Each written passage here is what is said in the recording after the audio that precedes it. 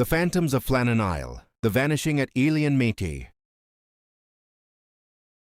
The ocean is a keeper of secrets. It is a vast, cold graveyard that never gives up its dead. But even in the long history of maritime mysteries, there is one case that stands alone. A case so haunting, so impossible, that it has baffled investigators for over a century. It's the story of three men, a desolate rock in the middle of the Atlantic, and a vanishing that defies logic. Welcome to Loom. I'm your host, and today we are weaving together the chilling threads of the Flannan Isles mystery.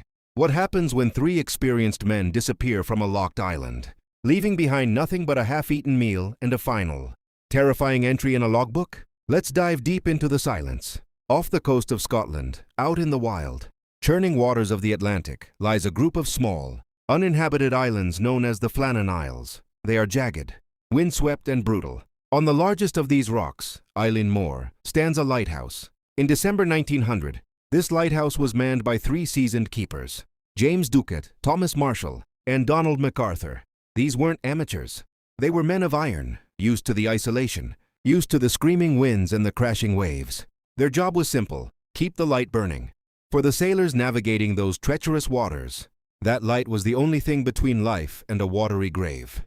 But on the night of December 15th, something went wrong. A passing steamer ship, the Arcster, noticed that the great light of Eilean Mòr was dark. No beam cut through the storm.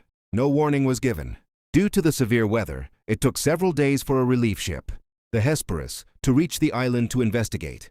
When the relief captain, Jim Harvey, blew the ship's whistle and fired a flare, he expected the three keepers to come running down to the landing stage.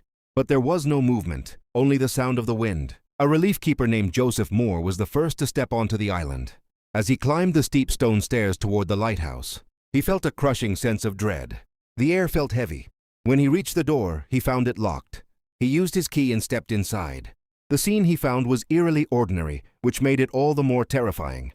The kitchen table was set for a meal. A plate of salted mutton and potatoes sat there, untouched. A chair was knocked over on the floor, as if someone had stood up in a great hurry. But the lighthouse was cold. The fire in the hearth had been dead for days. Moore searched every room. He shouted their names into the echoing hallways. But the only response was the crashing of the waves against the cliffs outside. He checked the beds. They were made.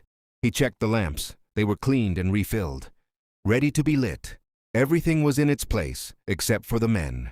Then, he noticed something strange in the cloakroom. Two sets of heavy oilskins, waterproof coats, were missing. But the third set, Donald MacArthur's coat, was still hanging on its peg.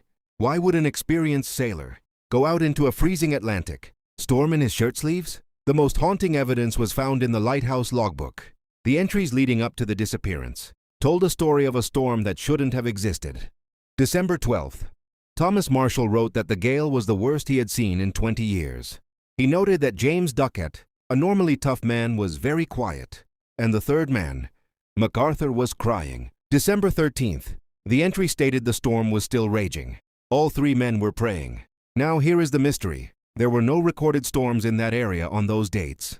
The weather reports from the mainland said the seas were calm. Why did these three hardened men believe they were in the middle of a supernatural hurricane? Why were they crying and praying? The final entry was written on December 15th. It simply said, "Storm ended, sea calm. God is over all." After that, silence. For over 100 years, people have tried to explain what happened on that rock. The official report claimed that a rogue wave, a wall of water, 100 feet high, must have swept the men away while they were trying to secure equipment on the western landing. But if that happened, why was the door locked from the inside? Why did one man leave his coat behind? Then there are the darker theories. Some say one of the men went mad in the isolation, killed the other two, and then threw himself into the sea. Others whisper about the legends of the island. Eilean Mòr has long been considered a haunted place. Ancient folklore says the island was protected by the phantom birds, or the seven hunters, spirits who didn't want humans living on their rock. Did the men see something so terrifying in the mist that it drove them to tears? Did they encounter something that doesn't belong in our world? To this day, James Ducat, Thomas Marshall, and Donald MacArthur have never been found. No bodies ever washed ashore. The lighthouse still stands, its light now automated, flashing out over the dark Atlantic. But sailors who pass Eilean Mòr at night say they still feel a chill when they look up at the cliffs.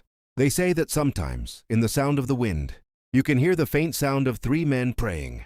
History is full of missing people, but the Flannan Isles mystery reminds us that there are places on this earth where the veil between the known and the unknown is very thin. Some threads are meant to stay broken. Thank you for listening to this deep dive on Loom. If you enjoyed this journey into the dark corners of history, make sure to subscribe and share your theories in the comments. Was it a wave, madness, or something else? Until next time, keep your eyes on the horizon.